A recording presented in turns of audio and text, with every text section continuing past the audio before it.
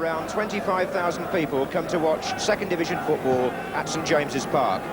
They've always loved a goal scorer here, and there are two on view today, chasing a landmark. Kevin Keegan, with 4 goals in Newcastle's last 5 league games, needs just 2 more to reach 150 in his Football League career. And bear in mind, he had 3 seasons out of the competition, playing in West Germany for Hamburg. While Derek Hales recently passed the 150 mark in league and cup games for Charlton, and that puts him 11 short of their all-time club record held by Stuart Leary. Both teams are unchanged. Newcastle are hoping for big things from number 8 Peter Beardsley, signed from Vancouver Whitecaps recently, but a Geordie by birth, and now striking up a promising partnership with another local product, Chris Waddle, who's been doing very well at number 9. And Charlton have a recent acquisition in their number 9 shirt. He's Ronnie Moore from Rotherham United. Manager Lenny Lawrence keeps the side thrashed at Brighton last week because prior to that, Charlton had made their best start to a season for 24 years. Referee this afternoon is Peter Beardsley from Stockport.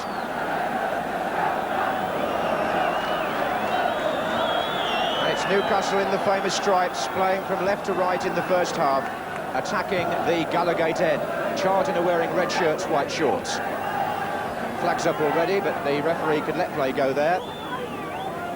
Forward came Hazelwood with the header, and it's turned back by Anderson.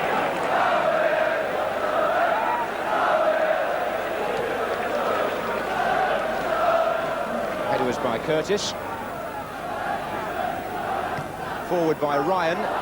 Keegan is chasing, and Nicky Johns comes out.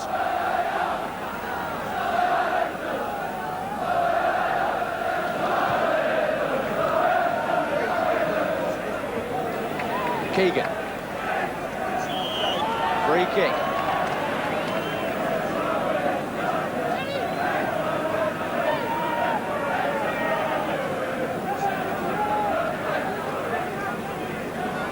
Carney coming forward for Newcastle, but Dermot takes over. And again, the runner is Keegan. Just look at the energy there. And those two should know how to find each other. Two former Liverpool and England players, Keegan being supported well by McDermott.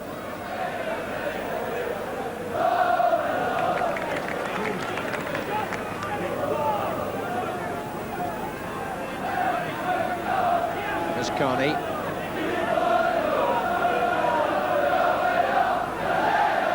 Saunders, with Ryan going up the left, having to check.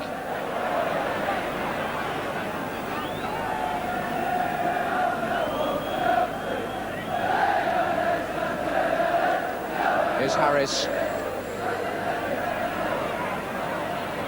Oh, well played. This is grit. Well done by Charlton. 3 waiting in the centre. And Hales near post. Blocked by Carney initially. And here's Hazelwood.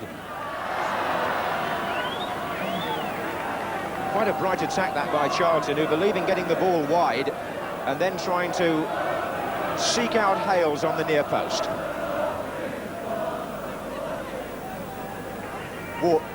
Keegan.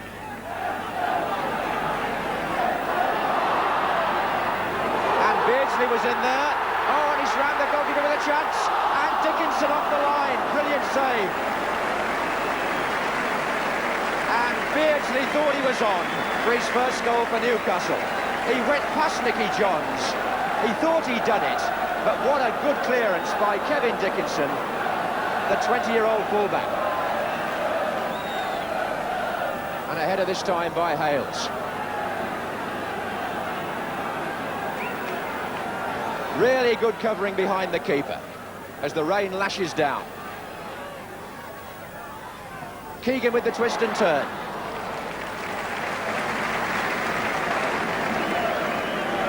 Lenny Lawrence, the manager of Charlton for just under a year, doing a sound job.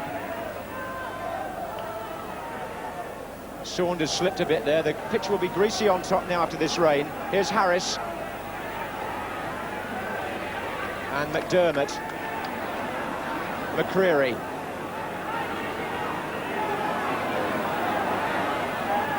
Ryan. Looks for Beardsley in the centre.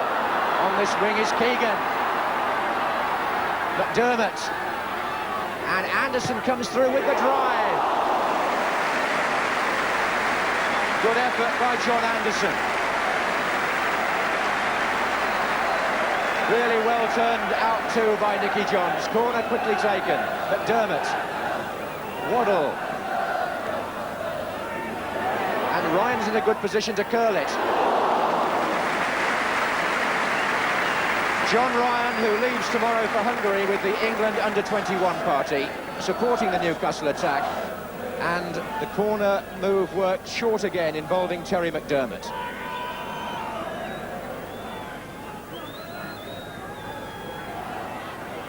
Here's Moore. In support is Grit. There are four waiting in the middle. Had to be taken quickly by Carney. Charlton get their first corner, which I would imagine Hazelwood may try to curl in with his left foot, because that's the way they work them at Charlton, on that side. Moore is on the near post, Hale's almost on the line, and Les Berry in support.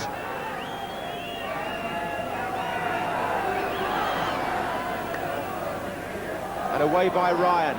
Dowman got a header in. Curtis with a shot, and it's gone in. A real blow for Newcastle. And the young fullback, strange how some fullbacks have a habit of getting in the penalty area and others don't. As that corner was only half cleared, it was knocked back in, and Paul Curtis scored his second goal for Charlton.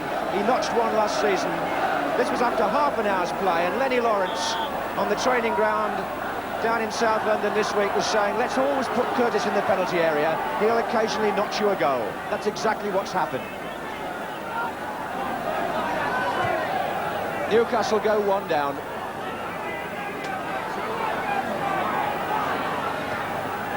McDermott. Anderson. Flying header out by Dowman.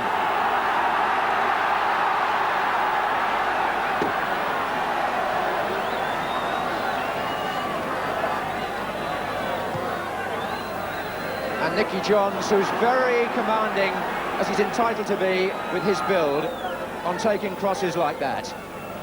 At the other end, the Newcastle keeper had little chance there when Charlton took the lead.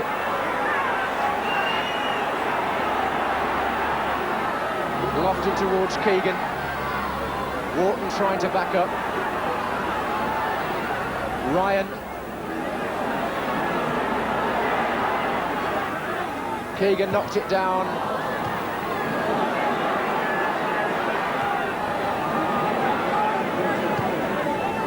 Waddle.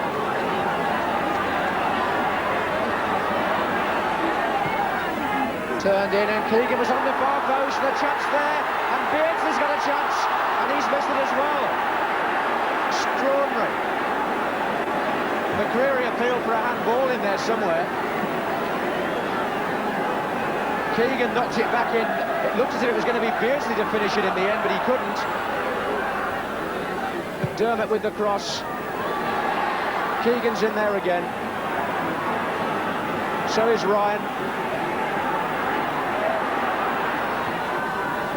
And that's harmless.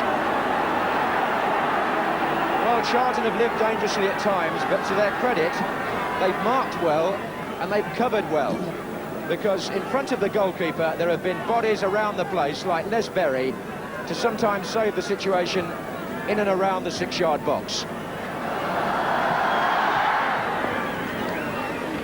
On by Mountford. Hales.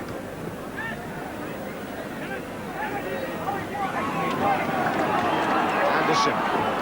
McDermott and Beardsley making runs down this side.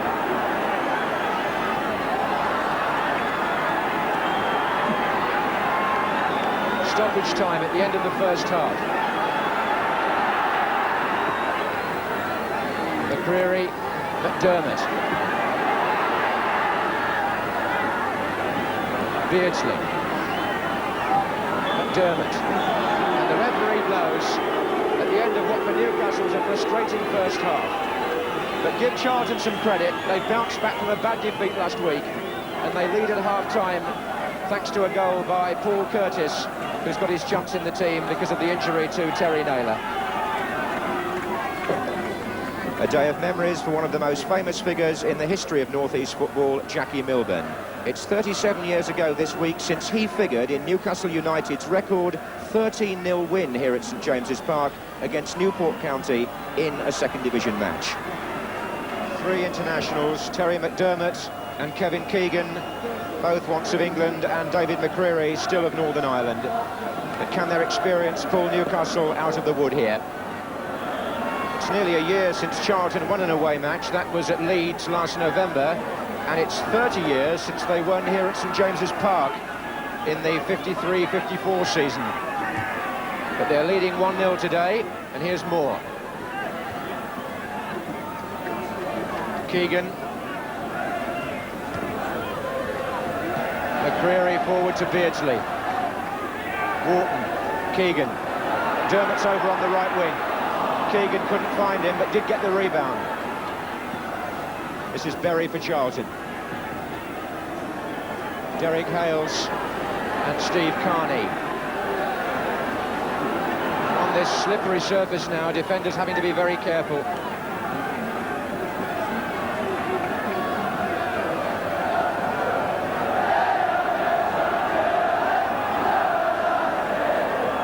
Anderson. Forward for Waddle. Keegan's in there, Beardsley's in there. And he's got a chance. And Kenny Wharton had a chance. Waddle is there. And he couldn't make contact. Waddle at the last, trying to get the header on it. Beardsley seemed to take his time. He was looking for a shooting chance. It fell for Kenny Wharton to scoop it. Waddle was coming in, but still, Charlton keep the ball out.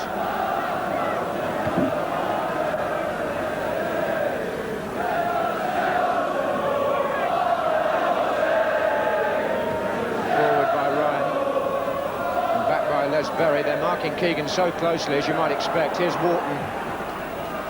Anderson. Beardsley's made a run down the right. Terry McDermott supporting just inside. So is Keegan. This is Beardsley. Away by Berry as the other players come from midfield. Ryan. Anderson. And that's Curtis. Not quite sure who was around him, giving away a corner.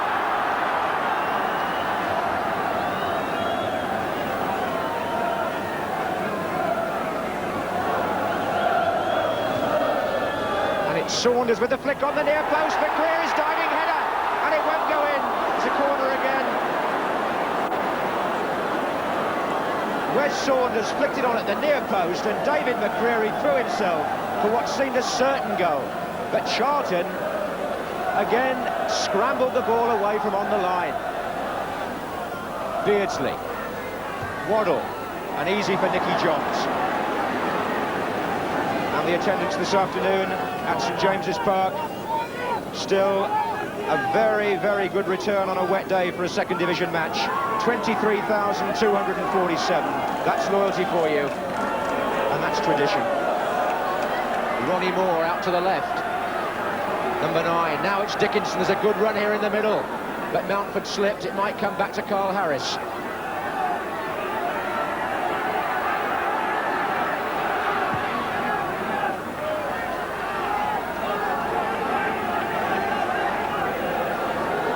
Newcastle United forced to make the substitution.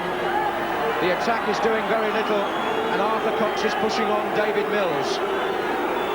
The player to come off, Kenny Wharton.